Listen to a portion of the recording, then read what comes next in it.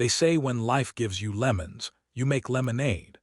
But what do you do when the person you trusted with your whole life not only cheats on you, but spends your money to buy gifts for their affair partner?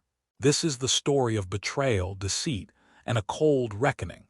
I'm a 38-year-old man named Ryan, married to Mia for 6 years, with dreams of a future that shattered overnight.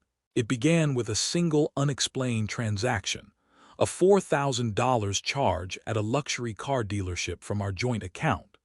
When I confronted Mia, she spun a tale about helping a friend whose card was declined. The story seemed plausible at first, but the cracks started to show quickly. At first, I wanted to believe her. Maybe I was overthinking it, but then more unusual expenses appeared: an extravagant $10,000 dinner for colleagues, trips without notice, and evasive answers. Every time I asked for clarity, Mia would deflect, accuse me of mistrust, or brush it off as me being paranoid. But the quiet voice in my head told me something was very wrong. I began tracking every expense, checking our bank statements like a detective. The lies piled up, the stories shifted, and every excuse felt thinner than before. Then came her story about being robbed after a late subway ride home, losing $5,000 from her card. The inconsistencies in her tale made my blood run cold. Why take the subway alone so late? Why wouldn't she call for a ride? The police report and bank alerts did little to ease my doubt. Months of suspicion dragged on, and one day, when Mia was out at a company event, I decided to clean the house, her chore that week. That's when I found a bundle of car dealership documents hidden in her closet. My heart sank as I read the details. A brand new car purchased in Mia's name with a hefty down payment exactly matching one of the unexplained transactions. I sent a message to the supposed friend, only to be met with confusion. She denied any involvement or knowledge of the purchase. Panic set into Mia's voice when I called her. Confronted, she tried to defend herself but eventually crumbled and admitted the betrayal. It wasn't a favor for a friend. It was a gift for the man she was seeing behind my back. Betrayal wasn't just a word at this point, it was my life shattered. After the confrontation, I wasn't sure what to expect. Would Mia beg for forgiveness? Would she try to explain away the lies? None of that happened. Instead, she lashed out, accusing me of invading her privacy and mistrusting her. The woman I thought I knew had vanished, replaced by someone I barely recognized. I remained calmly laying out the evidence, the documents, the bank statements, her own words. There was nowhere left to hide. Her defenses crumbled, and for the first time, I saw the weight of her guilt. That night, I made a decision. Instead of reacting out of anger, I would take control. I sold the car she had bought for her affair partner. It was in my name, after all, purchased using funds from our joint account. I had every right to do so. Then I froze our joint account, cutting off her access to any funds she could misuse. Feeling betrayed was one thing, but letting that betrayal strip away my dignity was another. I hired a lawyer and began the divorce proceedings immediately. I wasn't interested in drama or drawn-out battles. I wanted to reclaim my life and ensure Mia faced the consequences of her actions. But Mia didn't go quietly. She tried to manipulate the narrative, cooking elaborate dinners, leaving me apologetic notes, and even trying to seduce me to stay. I saw through it. These were desperate attempts to regain control, to rewrite the story. I wasn't falling for it.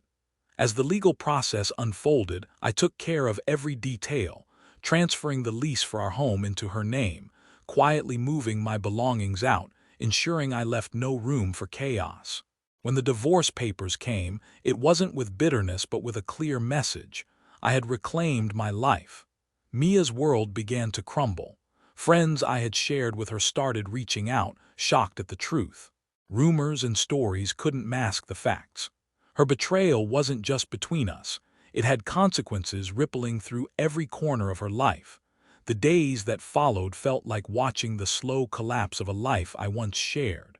Mia's desperation grew as the social circle that had once surrounded us began to shrink. Mutual friends distanced themselves, unable to reconcile the woman they thought they knew with the truths that surfaced. She reached out to family, but even there, the walls were closing in. Their support, once unwavering, faltered as the full scope of her lies and deceit came to light. The cozy safety net she might have counted on was nowhere to be found. Meanwhile, I focused on rebuilding. I poured my energy into work, hobbies, and therapy, anything to heal the wounds left raw by betrayal. Therapy helped me process not just the pain, but also the anger, the shock, and the loss of trust that had cut so deeply. I started dating again, but this time I moved cautiously. I looked for honesty, for someone who would value the respect and trust I now guarded fiercely. The scars of my past remained, but they became reminders of strength rather than weakness. Mia's life spiraled.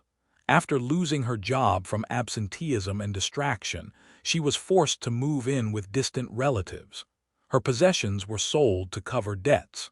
Without a car and with few places to turn, she was truly alone, a stark contrast to the life we had once built together. Her last attempt to reconnect with me was a long, rambling letter filled with apologies, excuses, and pleas for forgiveness. She blamed neglect, loneliness, and fear. But I didn't respond.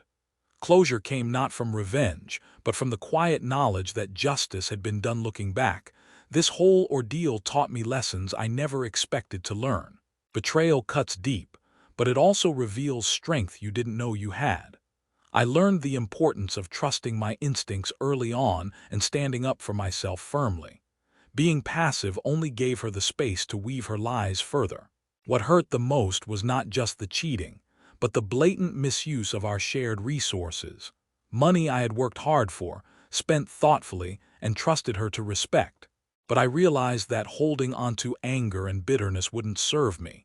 Instead, I chose to channel that energy into reclaiming my life. I rebuilt myself slowly. Small victories, like moving into a new apartment, finding peace in everyday routines, and reconnecting with authentic friends, marked my journey back to wholeness. I'm not the same man I was before, but I'm stronger and more aware of my worth. The experience also made me cautious about trust. I now understand that trust isn't just given, it's earned every day. I won't settle for less than honesty and respect.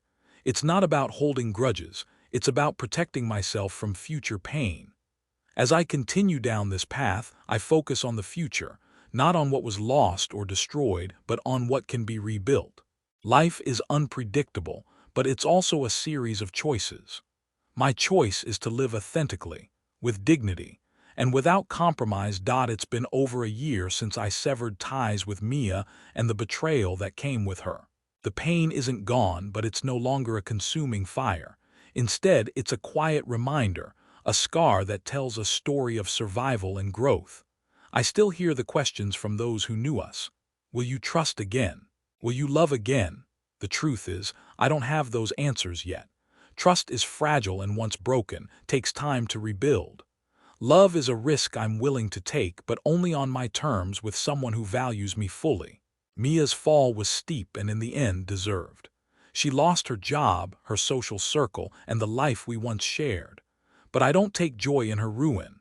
My victory isn't in watching her fail, but in rising above the pain she caused. This story isn't just about betrayal. It's about reclaiming control, restoring dignity, and knowing when to walk away. It's about the strength to leave a toxic situation behind and the courage to build something better. So if you're reading this and feel trapped, betrayed, or broken, know this: you have the power to take back your life. Justice doesn't always come from others. Sometimes it starts with you.